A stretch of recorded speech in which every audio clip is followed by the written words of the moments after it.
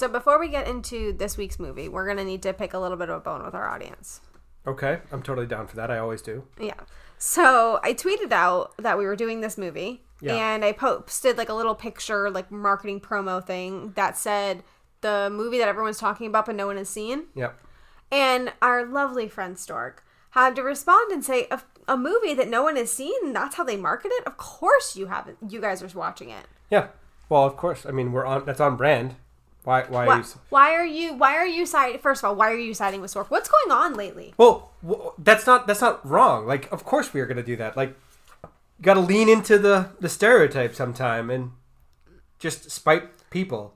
But also, this is the movie that no one's seen for a lot of reasons. I mean, it was pulled from theaters, and people were complaining about it before they saw it, and then also delayed release because of a shooting incident. Yeah, and then when it finally did get released, it couldn't go to theaters because of Corona, like all of those things. But I don't think it's part of our MO. It's not a offbeat movie with no, talent and all of that. Like, I mean, gosh, guys. There's an Academy Award winner in this movie. Yeah, Hilary Swank. Yeah, there is. So I just wanted to get that out there. Get off my lawn? Yeah, basically, get off my lawn. Like, yeah, because you know what? Everyone's siding with you anyway, so I might as well just be an unlikable character for this pod. Something new and different for you. Yeah, I thought so. Anyway, so what movie did you pick? This week we are doing The Hunt, which is a political satire horror movie, I guess. Yeah, I think that's accurate. Yeah, I picked it because I wanted to see it desperately. And it was the only current movie you could pick because of Corona. So, I mean, the other our choice hands were tied. The other choice was Invisible Man. Which was last month's we current did movie. that already. Yeah. So, let's pray that there's something. So, new choices. Yeah. But Fingers anyways, crossed. So before we really get into it, I think you do have a beer this week. So I do have a beer. This is we braved breaking quarantine for our listeners. And by we, he means he, because there's no way I'm going to do that.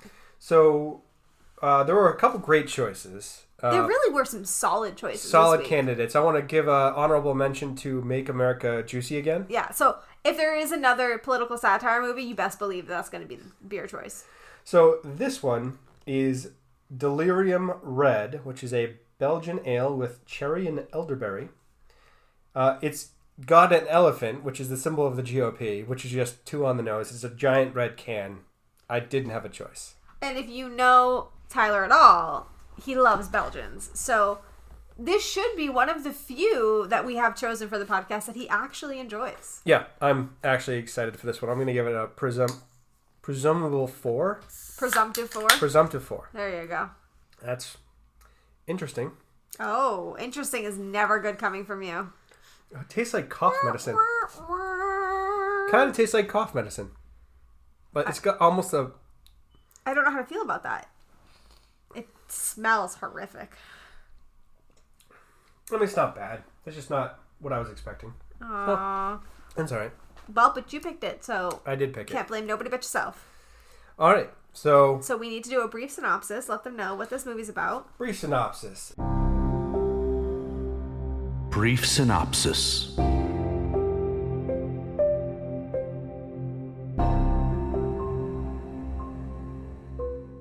This movie is about a bunch of rich liberals deciding to hunt Trump supporters, basically.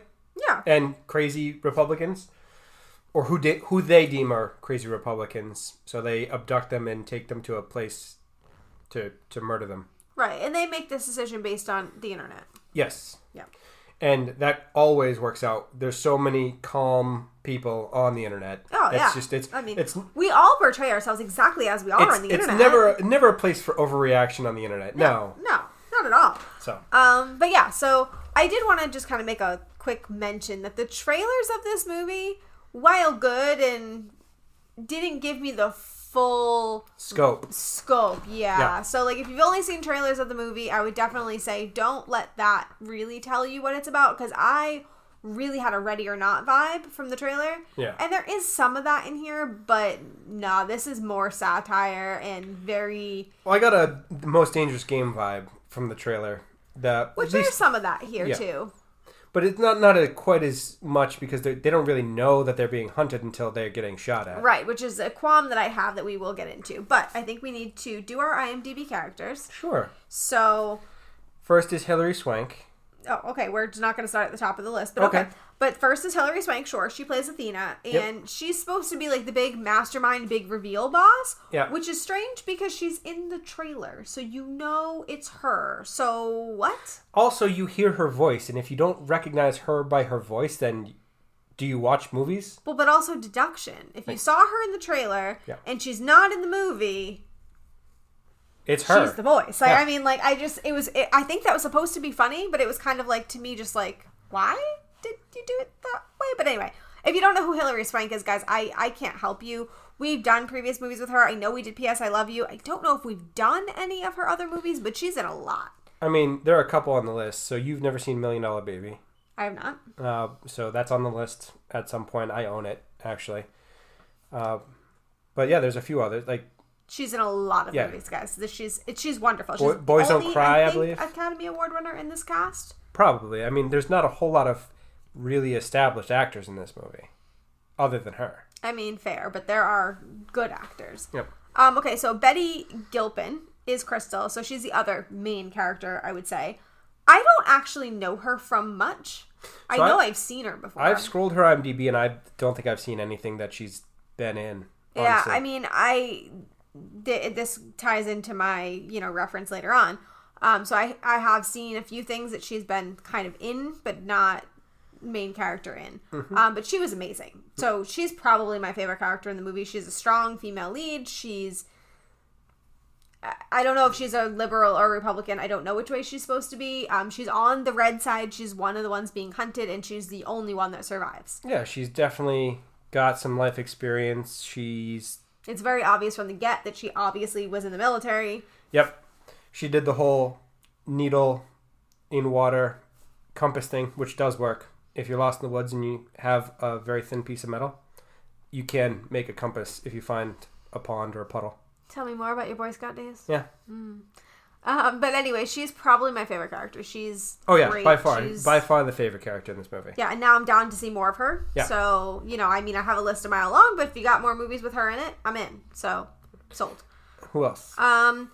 A lot of these I don't really care to talk about. I mean, if you do, you do. But we do have to do Ethan Suplee, who plays Gary. As they say it on his IMDb, it's Shut the F Up, Gary is his name.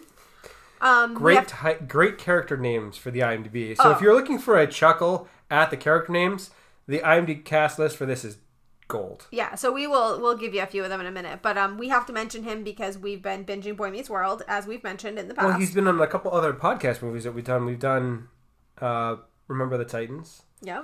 And so he's the other most established actor, I feel, in this cast. But it was the Boy Meets World thing was really fair. What got to us this time, because we've been watching a lot of that, and it's been a lot of his episodes lately. Yeah. So anyway, he plays a Republican who is a moron. He is a moron, but he's not he's stupid. Don't get me wrong, he's real dumb.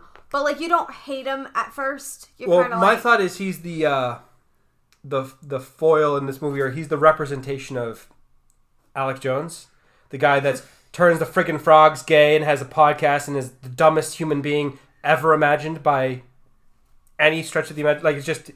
He's a horribly stupid person. Yeah, he is.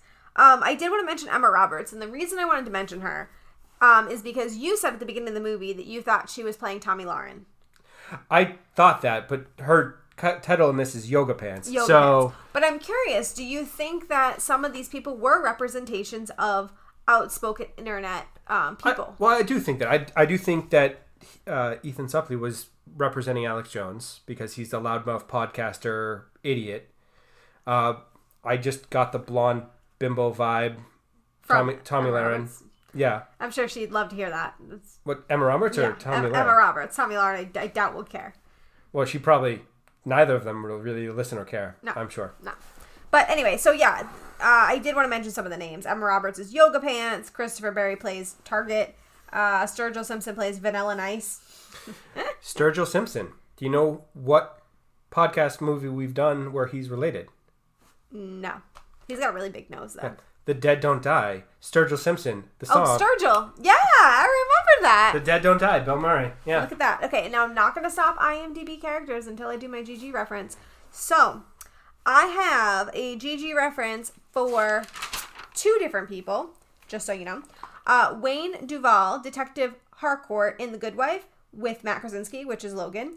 And also, Reed Birney plays Lee Tripke on The Good Wife, and Betty Gilpin plays Molly on The Good Wife. So, boom, boom, boom.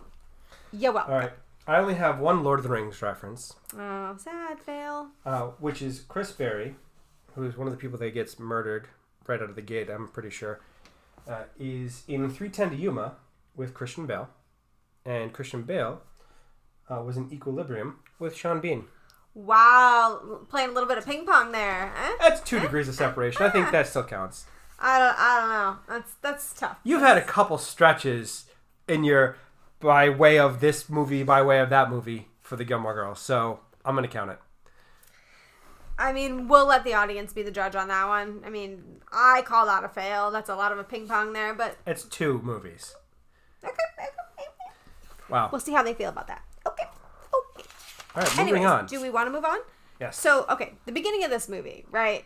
At the beginning of this movie, I'm going to be honest, I did not think I was going to like the movie. I was a little bit disappointed because at the very beginning, they're in a plane and someone's dying and they end up killing him off because he woke up too soon. Right. And at that point in the movie, a bunch of the characters say, like, hey, we can't kill him because he doesn't know he's being hunted yet. Right. So my assumption was that they were gonna have some kind of large announcement that they're hunting you, and it was gonna be this whole game, right? Like an air siren, like the purge will begin in 5, 4, yeah, that kind of thing. They didn't do that. What they did was they had a box in the center of a field, and the box opened, or they opened the box, and a pig came out, Orwell, and then a bunch of weapons materialized, and that was supposed to clue them in. Now, I mean, the people that they were trying to clue in, we learned that some of them are dumb. They're not going to be clued in. But they started killing people off instantly. Oh, yeah. And it was all the people I knew. Yes, it was. Emma Roberts died right off the bat. Justin Hartley, who is from This Is Us and Passions, which is my favorite soap opera of all time, killed right off the bat. Yeah. There was somebody from a TV show. I forget what it was. Always Sunny? He was the villain. He was one of the... Oh, so he was in it. But there was somebody else, too, that got killed off. And you said who he was, but I can't remember. But these people got killed off within, 5 minutes. It was very quick, and you were just kind of like, who am I supposed to, root for? I am someone that needs a character to connect to, and I was kind of waffling at the beginning there. Well, I kind of liked the fact that they killed off a lot of the established actors that you were expecting to make it through to the end of the movie right away. So there are a few movies that do that, and I think Alfred Hitchcock was so sick of it that he set the record for killing off the main character in the first 12 minutes of a movie. But I do enjoy that kind of twist, throw it upside down and say, haha, we're going to fly in the face of all expectations. And yeah, I mean, I don't mind them killing off the people that are the most famous, but I didn't, there was no established person. Nobody had taken the center stage until after all those people had been killed off. Right. So it was kind of like you were struggling to figure out what you were rooting for, who you cared about, or any of that. So it was like Deadpool 2, where they kill off Brad Pitt, and he's in the movie for 15 seconds for a coffee. Or Terry Crews that gets hit by a truck. All these big established actors die right away. Right. So, okay, so you liked that part. I did. Felt myself a little bit waffling, but they do get you into it, and you do have a person that you can root for. Yes. But in that same scene in the beginning, there was the pig, which I mentioned, was Orwell. And you knew what the reference was. I, the whole time, was like, so the pig means what? The only thing I could think of was George Orwell, 1984. Well, I saw George Orwell Animal Farm for the pig, but... Which I have not read, but you have. That comes back around later in the movie where she calls her Snowball, which makes no sense, but that's bad writing. So Animal Farm is this really great comparison to authoritarianism in government. So it's a farm where the animals throw the humans off the farm and they all work together to live in harmony and peace, like a hippie commune or idealistic communism. And then the pigs start to exert more control and influence over the other animals, and it turns into this dictatorial nightmare where they're basically back to being controlled by the humans who have all the power in the world, and it's a dictatorship again. Like, it's... Gotcha.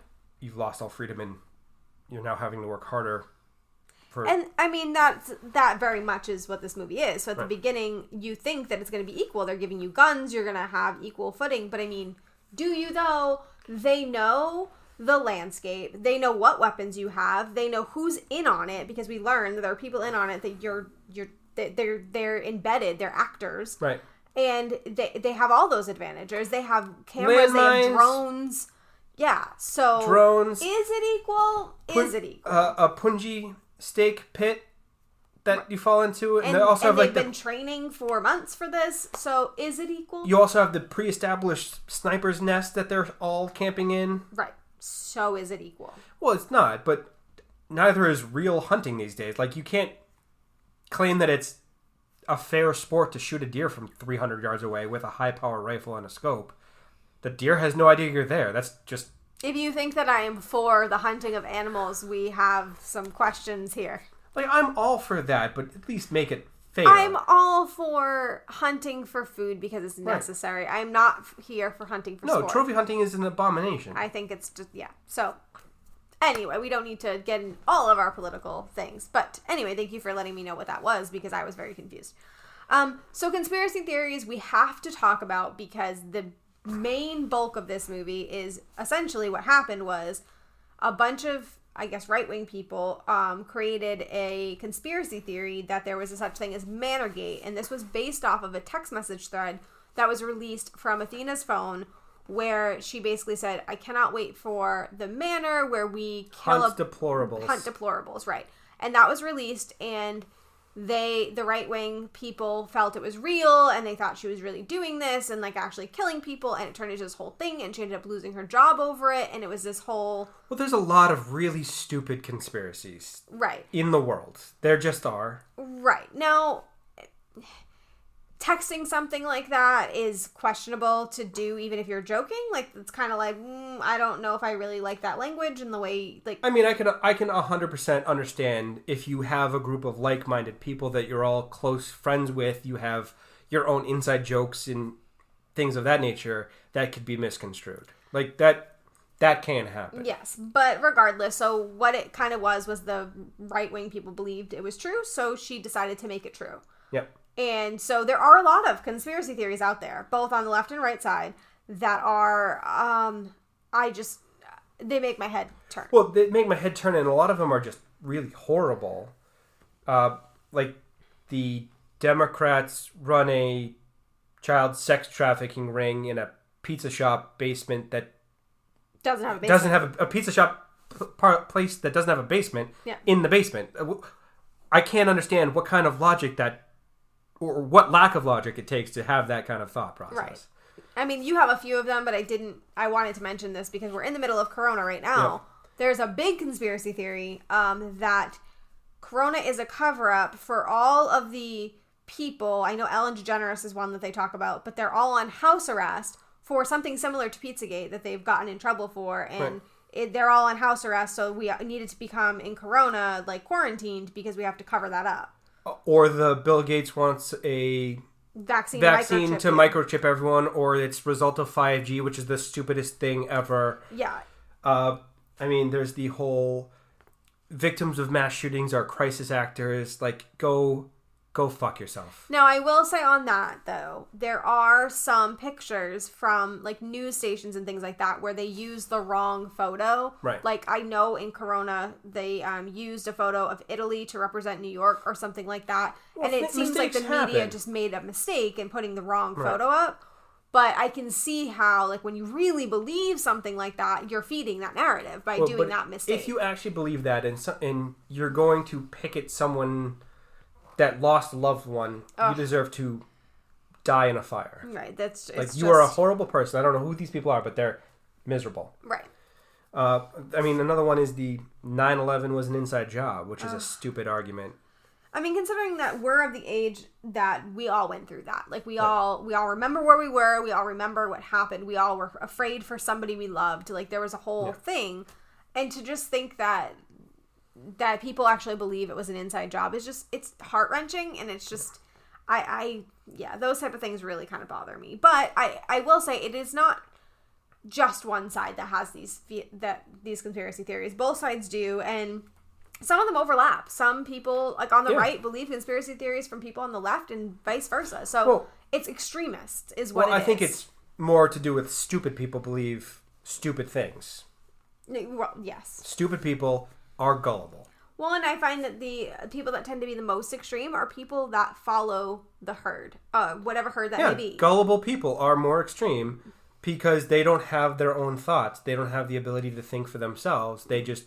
Right, they see an article headline and they're like, oh, that's what it is. They parrot what somebody else has said and they take it to the extreme. Right, makes me think of Good Will Hunting and that. Oh, you read that too? Yeah, exactly. Yeah. So on that note, we were also going to talk about the quirks of both sides. They in this movie, they did a really good job at giving... the speech was almost cartoonish in that the things that they said didn't really mean anything. They were just really making fun of both sides of politics, the really extremes. It's the one far left versus the one far right, and neither is right because both sides are stupid. Both are ridiculous in their own crazy way. There's no real solution on either side of the spectrum. It's in the middle. The answer is always going to be in the middle. Right. And I mean, so like on the left side, I know that at one point they said, "Oh, I gendered that," and it's talking about the whole oversensitivity about gendering. Now, granted, everybody can have whatever gender they want, but the oversensitivity over those type of things gets to be a little bit much. And I forget other things that they said. They said a lot of things. That were just he wants to be a Muslim refugee, and they're all really uncomfortable with that. And then they were like, "It was your idea," and they were. He's like, "Yeah, I didn't. I thought it was weird when he said it." Yeah. So they have that side, but then they also have the really stupid things for the right side. Right, they're all crisis actors. They're all crisis actors, exactly. Or they're not really just all kinds of crazy things. Like, it's ridiculous.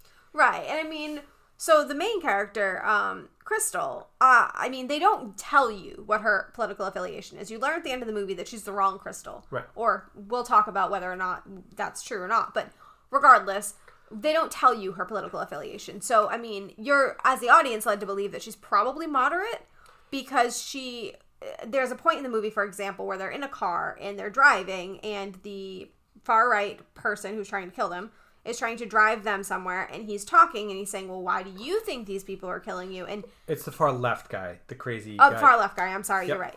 I said trying to kill. Yeah. That's the side. But anyway, far left. And he's kind of like, leading her on. Why do you think? And she picks up on it instantly. Like, you see her face and she knows. And the guy in the back, the Gary, idiot. Yeah, the war veteran who's got the hat. That's his name. Yeah. Okay. Not Gary. So Gary is not, it's not Gary. It's a war veteran, older man. The older gentleman that they kill off later in the movie. Yeah, but he, the whole time, is thinking, he's a great guy. What do you mean? Like, what are you talking about? So you can see that she doesn't just follow what people are saying. She thinks for herself. She's able to process things and not just... And then a couple of times where she's with Gary, he says something racist and offensive and so far to the right that it's insane. And she looks at him like, how do you actually have that thought in your head? Right. And then on the other side, she also has that same look when she's dealing with the far left side of people. So she has to be in the middle a little bit, at least a little bit. I mean, she probably has a slide either way, but there's no real way to tell. She's able to think for herself. Yeah. And I think the writers were kind of saying that the key to everything is to be able to think for yourself. Right. So I thought that was really good that they did that, and it was very balanced. I thought was important. It was more balanced than I expected. Yeah, me too. I actually really expected it to be very left-leaning. Yeah. And, I guess it was left-leaning in that, obviously, all the right people were killed. But then all the left people were also killed. Yeah. But it was balanced. It was balanced in the way that it could be balanced, right? Okay, so we do need to talk about the Bechdel test, because this is the first movie in a gosh darn long time that's passed that Bechdel test. It did pass the Bechdel test because the final fight scene is the only thing that got it to pass. And I think it would be fair to say that on both sides of the coin, I'm not going to say right and left because we don't know what Crystal was, but on both sides of the war, the final people were women. Yeah. And I genuinely, the whole time, thought that the writers must be women because they did a really good job of not stereotyping. It wasn't just a strong woman, mother type character, because that's what they usually do. Or the career woman, typical bitch, although that was Athena, but it was not always that central thing. She was very much a real person. She was flawed, and and so was Crystal. You could tell that she wasn't perfect either. I mean, obviously. And she was military, which breaks from stereotype. Like, there was a lot of breaking from stereotype, but we found out that directors and writers were men. Yeah. So good for them. Like, well done. I was very happy with that. So if you guys are looking for a movie that passes the Bechdel test, this does it. Technically passes. Technically. Well, it's still one last scene in the movie. Like, there are other movies where it passes in the first 4 minutes. There are a lot of men in this film, but they're all dumb.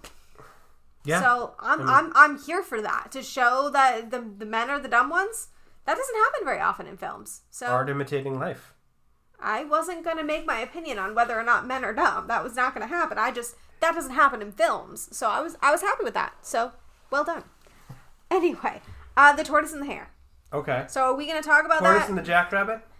Yeah, it was the box turtle and the jackrabbit. Box turtle and the jackrabbit. So do you want to talk about that? Because that was a messed up ending to that story, because everyone in the world has to have heard the tortoise and the hare at this point.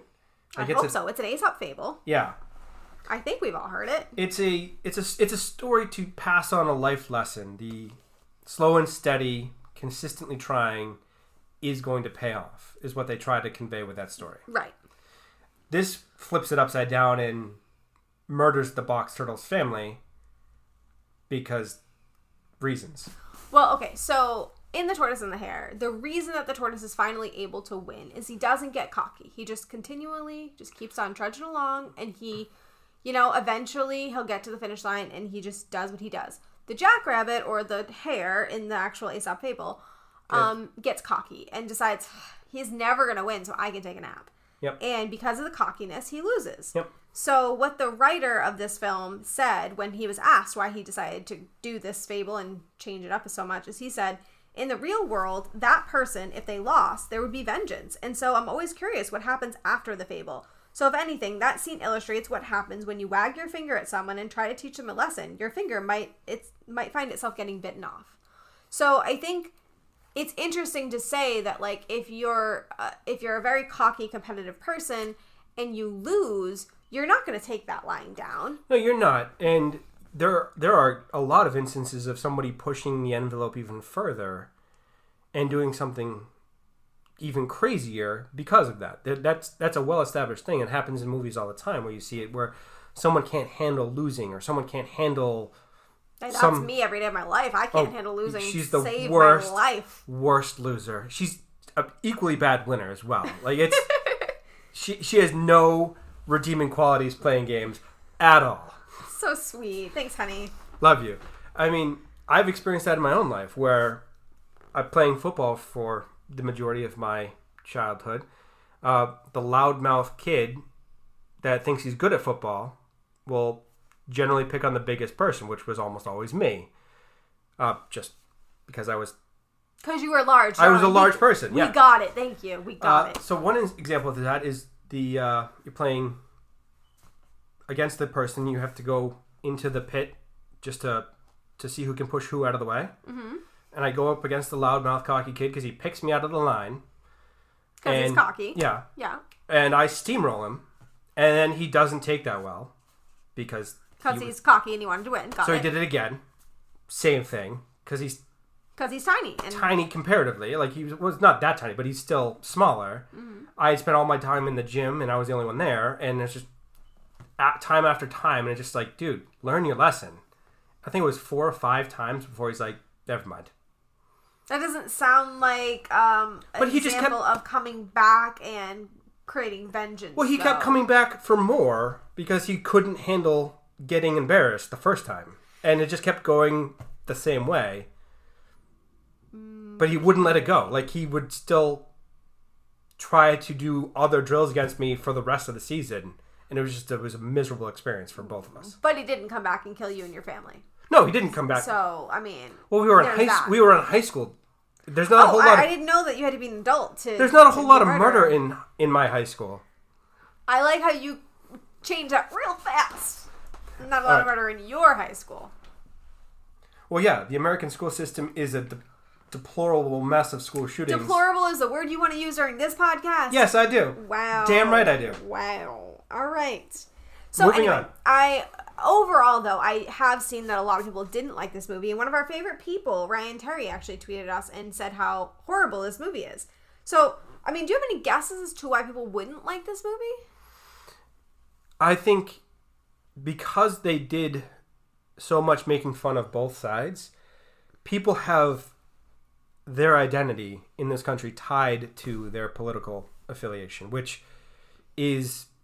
I don't necessarily believe that's what Ryan Terry is worried about. No, I'm not saying that, but that I can see that a lot of people in this country would have strong feelings that way, because we see that more and more these days where it's more divisive than ever. Absolutely. And, I mean, I have very strong opinions.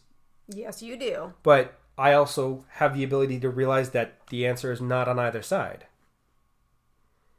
It's just not. I plead the fifth on that one. So, I don't know. I can't imagine why he didn't like this movie. I enjoyed it. So my assumption with someone like him would be that he is very much a film aficionado, right? So he very much appreciates cinematography, good script writing, soundtrack, like all of the things that camera make work, up like a quality film. Right, where we're more about like entertainment type things. So I would think that there isn't a lot of like crazy cinematography. The soundtrack is okay. I enjoyed the music at the intro and a couple other scenes, but it didn't like stand out as like, oh wow, that soundtrack though. Like, no, it's not that is the part of the movie that you're remembering. Right. And I will say the script was very cartoonish to me. It was very their lines were not lines to further a narrative. Their lines were very much to just continually make joke after joke after joke after joke. It was one-liner after one-liner. It was kind of... Yeah, so it wasn't meant for a story. It was meant to just make fun of things. Also, so if you didn't know all the stuff they were making fun of, a lot of it wouldn't make sense at all.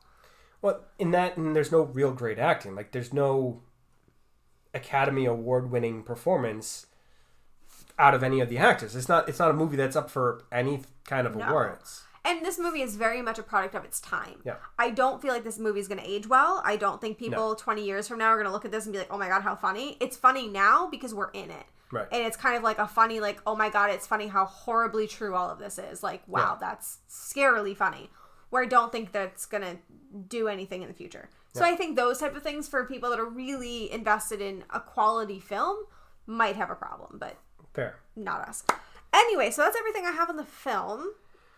Do you have any little bits you want to add before we move into the history minutes? I mean, tying it back to Animal Farm really briefly, it is it does a very good job of showing the things that we take for granted and the fact that it's not a overnight change. So it's not a cut and dry process if we go from point A to point B of living in a dictatorship. It's not a Hitler's elected, he controls Germany and Europe, and all of the Jews are rounded up. That's not what happens. It's because of this, we have to take away this right because of your safety.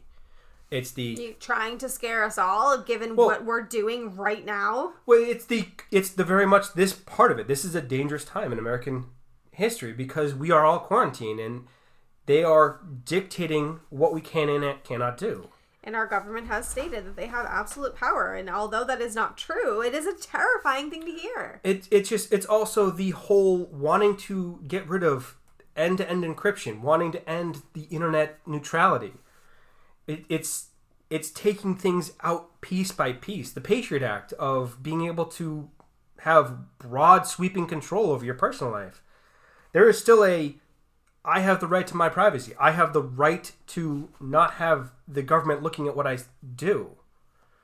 That we are losing. And that's a horrible, terrifying thing. It's the established things that we're taking for granted. Like the fake news. That's a very dangerous thing. Right, because that's censoring the media and garnering distrust in the media. And that is a play directly out of Hitler's playbook. So it's a scary thing to give up. Mein Kampf into tiny parts and it reads like a Trump rant on Twitter. Had to. So it's Ben Franklin saying those who give up essential liberty for some temporary safety deserve neither liberty nor safety, because you can't give up your rights because it's convenient. Anyway, so we went real political here, and I'm sorry if we offended anybody. I am very much a middle-of-the-road person. I see both sides on literally everything in my life, not in just politics. She does, except losing or winning. Well, right, but my point is that I don't judge either side. So I want to make that clear that while I do have political feelings and opinions, I definitely don't judge, and I don't want anyone to feel that they're not welcome listening or talking to us or any of that because of whichever side you're on. I just want to make that clear. Now, Tyler, on the other hand, he's a little bit... Well, I don't think that there are good people on both sides because Nazis are Nazis. I'm sorry. And we have our own feelings. But I'm just saying that you can talk to us regardless of what side you're on. Yeah. This movie just made us kind of discuss a little bit of our political affiliations, but I don't want anyone to feel, ostracized in any way, shape, or form. So, want to put that out there. Okay. Right. Now you go into History Minute. Tyler's History Minute. So, I have a few of them. So, this movie is very similar to The Most Dangerous Game, which I'm so down for reading. It's a short story. It's a short story. My ADHD loves that. It's a very short story. It's been rated one of the top all-time short stories in American literature. It was published back in 1924, I believe.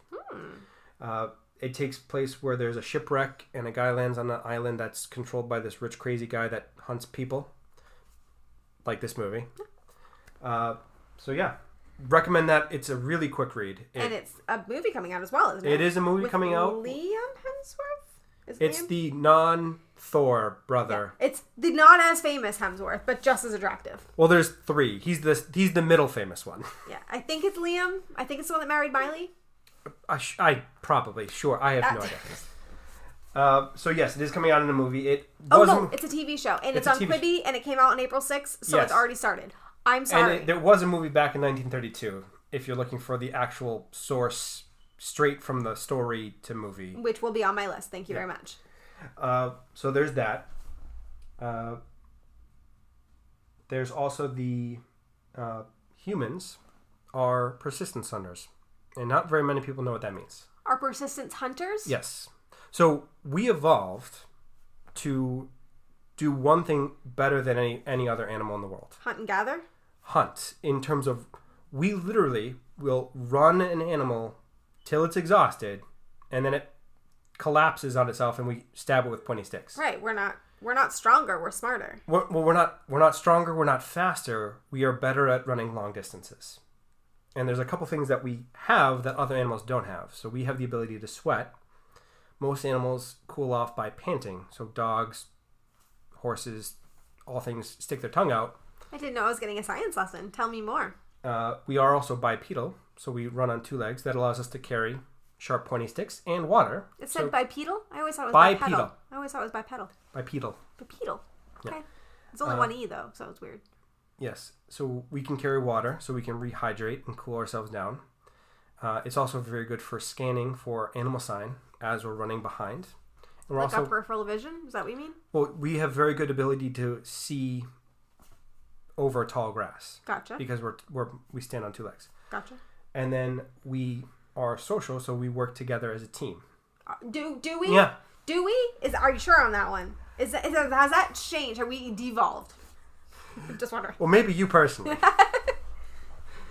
In the world currently. Yes. So there's that. Then there's the Athena, who is the title character, the villain. Hilary Swank. Athena comes from the Greek goddess of war and wisdom. She also never loses, which she loses, spoilers in this movie. She dies. She never loses because she has the goddess of victory on her shoulder, Nike, who's like Thumbelina sized on her shoulder. And she came into being in the most sexist way possible, where she caused her father a headache and she came out of his head. I mean, my dad always says that I caused him so much stress that I made him bald. So, I mean, you know. It's definitely a man that came up with the source material for how she was born. Excuse you, that is a religion? That is true. It's not a religion. It is, but it's dead and died out, so who cares? Also, she's a decidedly petty person. So there are a couple instances of Athena, which ties back to this movie because she's a spiteful, petty person. Well, yeah, she did all of this to be petty, so yes.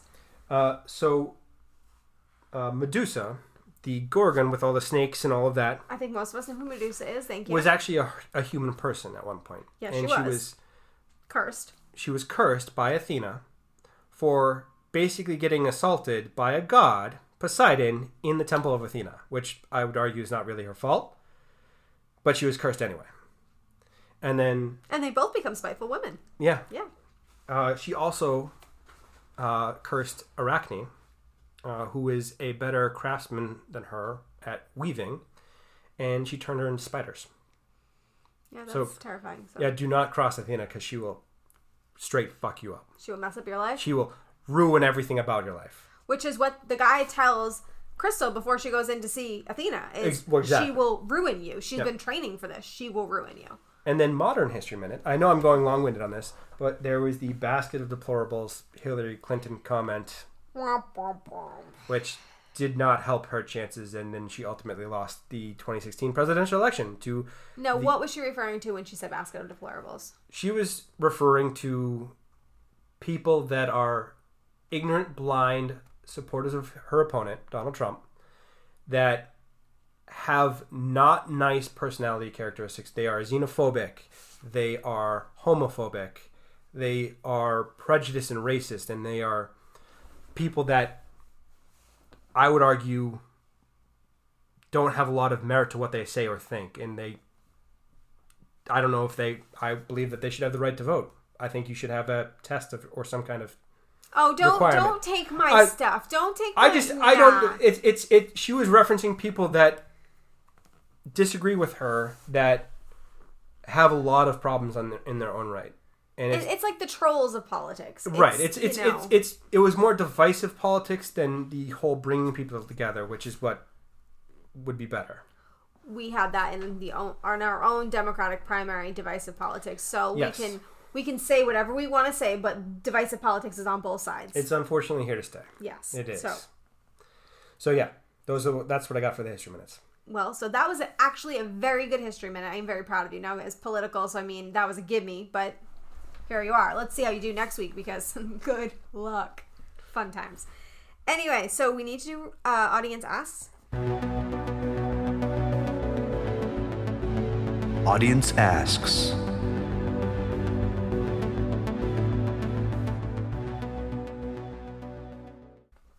Okay. Are you down for it or no? Sure.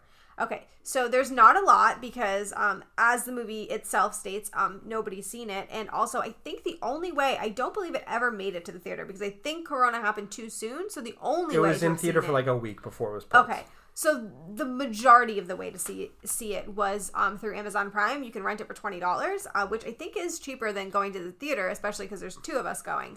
Yes, if it's more than one person watching and renting it on Amazon Prime, it's cheaper than going to the movies. Yeah.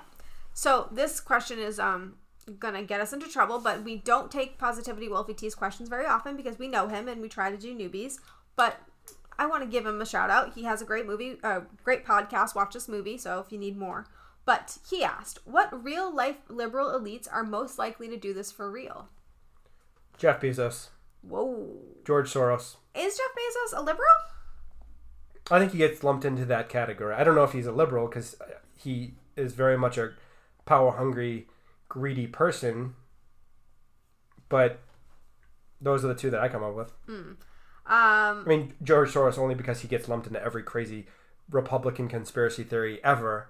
Or Bill Gates. Yeah. But Bill Gates has spent his entire life helping humanity, so it's hard for me to buy. People think that Fauci won't give us vaccinations because he's on Bill Gates' payroll, and so they all are conspiring together. So people are very dumb Okay, darling. but I'm just people saying. think that 5G is causing corona. People are dumb. People are inherently very stupid. Yeah, they are. Okay. Anyways, so we gave you 3. Hope you liked it. Anyway, Geo Memes the Apocalypse asked, I'm curious, who do you think got more butthurt watching this movie, the far left or the far right? Probably the far left. The far left, really? Well, yeah, they really can't get over the fact that if you don't agree with me, you're wrong. But neither can the far right. So it's the great irony of this movie where they say you don't have the ability to see someone's perspective when they're not seeing their perspective. Right. So you're being... Well, they're not asking either. They don't want to know. They read a little blurb about you on the internet and they've assumed that they know what you stand for. Right. Which is never true. I mean, you can assume what we stand for based on what we say on the podcast, but I promise you that you don't have the full scope, regardless of what you think you know, because there's so much not said. It's an incomplete section of who we are as a person, right, is what is released to the public, and that's true for everyday life. Like, you only show the side that you're showing to that specific group, whether it's your coworkers, whether it's your friends, whether it's right. And there are also strangers. different motives for what you show. You might be showing an extreme side to get attention. Right. You might be showing a muted side to not get negative attention. There's so many different things, and unless you know the person, you don't know the motives, you don't know the scope. There's just a lot there.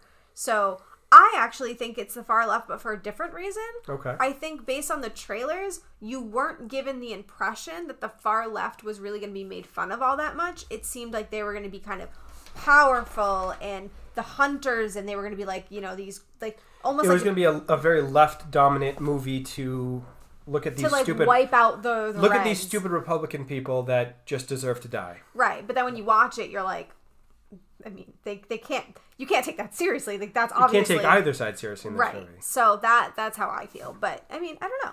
Anyway, you know, those were kind of quick, so I also don't think that people that are Republicans are watching this movie because of the trailer, so...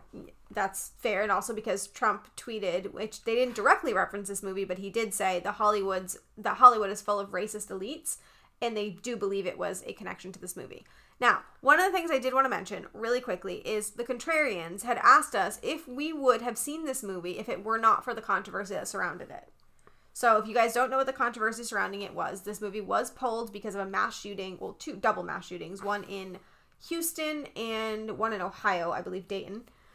And so it was pulled. And then I guess a bunch of the media got a hold of what they thought the movie was about, but they never actually saw it, and they started saying that it was basically anti-red, you know, just shitting on the red side of everything, and they never actually seen the movie, but they put a lot out there. They were saying how divisive it was.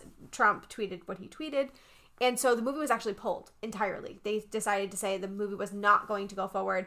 A part of that too was because of advertisements being shown. The advertisements were like the breaking, this is a special announcement type advertisement, which was kind of insensitive. Yeah. So they had to rework some advertising and stuff, but they weren't going to release the movie. It did get changed, obviously, because they released the film.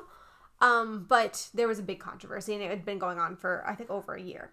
So would you have seen it if the controversy wasn't involved? I didn't know there was a controversy in the first place, so yes.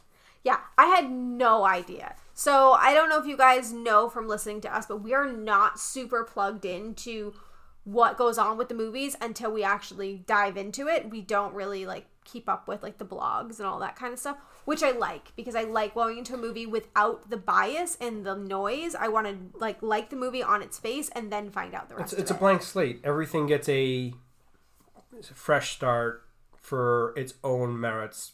Forget all the noise. Right. I mean, I will go into the nitty gritty once I've seen the movie and I have my own opinion, but I don't want to do it until I have my own. So I wanted to just make sure I responded to that, because that one I thought was really interesting, considering I had no idea what the controversy was and had to look it up after that tweet. Yep. So on to reviews then. Yeah.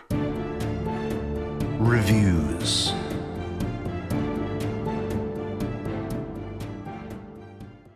On to the reviews. All right, so Rotten Tomatoes, the critic score is a 55. Oof. Thank you. Wow, that follows Ryan Terry. See, I told you, that type of person. Audience score, not much better at 66. Yeah, but we know, you know what? No, I'm not saying that. I was going to say we know who make reviews on the internet, but that is being judgmental, and I'm not going to do that.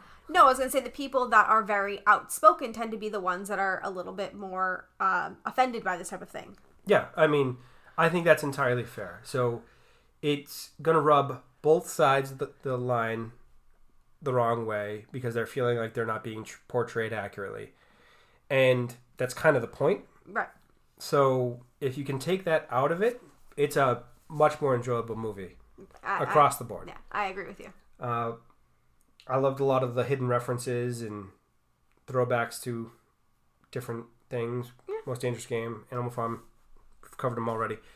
I'd give it a 7.5. Okay, so you're right near me. It's not a great movie, but it was not supposed to be that great best movie ever. Like that's not ever what they were shooting for. Right. They were shooting for a fun, campy, look at all of this garbage on both sides. It's brought it all down. Right. Kind of satire. So I was going to give it a 7. I like Blumhouse, and this movie has definitely, between this and Invisible Man, encouraged me to look into more Blumhouse films. It didn't meet Invisible Man standards for me at all. Like, no. And it was an in-the-moment fun movie, but I would not be saying, hey, do you want to watch The Hunt again? Like, that's not going to happen. Like, I mean, there's not a whole lot of rewatch value, which is what it loses points. No. But it was funny, and it made me laugh, and it was an in-the-moment type, like, good, movie to get you through the night, and there was good parts, and I really liked Gilpin. What's her name? Betty Gilpin? Something like that. The one that plays Crystal. I really enjoyed her as an actress, and I would love to see more of her. But, yeah, I mean, it's good, and it's funny, and it gives you a lot to talk about, but once it's over, it's over. You know, that kind of thing. So, there's that. Is that all you got to say about the movie? That's all I got, yeah. All right, so next week is where our podcast falls on Earth Day, and I asked you guys what you wanted us to cover, and the winner is... Yeah, the person I wanted to give the podcast name, They Always Move to Florida podcast, recommended that we watch The Lorax. So I think we both read The Lorax. I think everybody in the world has read The Lorax. If you haven't read Dr. Seuss, you're a monster of a human, and you need to be re-educated in some kind of corrective facility. Yeah, so your homework, if you haven't read The Loraxes, please do it. I'm sure there's a way to find it online right now. There's got to be. You don't have to watch it, because I know a lot of you guys just don't want to watch full movies with us. I don't know why, because it makes me sad. But read it, okay? Because it's Dr. Seuss, and Dr. Seuss is adorable. But so it's like a 10-page book for children. How hard could this possibly be? Yeah, so we're going to be covering that. I'm actually really excited, because we haven't done a kids movie in a while, and I'm excited for it, and I think for Earth Day, it's a really great movie to check out. Neither one of us, I think, have actually seen the movie, just read the book. Not that I can recall. Yeah, so there's that. So we will be back next week with The Lorax. If you want to check us out outside of the podcast, we're on social media. I'm at Cinematically C. Tyler is Blame Tyler CC. As always, tag me if you want to talk to him. Email cinematicallycorrect@gmail.com. We're on Facebook. We're on Instagram. You can basically find us anywhere you want, but Twitter is your best bet to find us. We have a website that has still not been updated. Yeah, so thank you, Tyler. Anyway, so yeah, we'll be back next week with The Lorax. Thank you so much for listening. And thanks to Jake at Athos Music for our intro and outro music. And please tune in next week for The Lorax. Thank you for listening.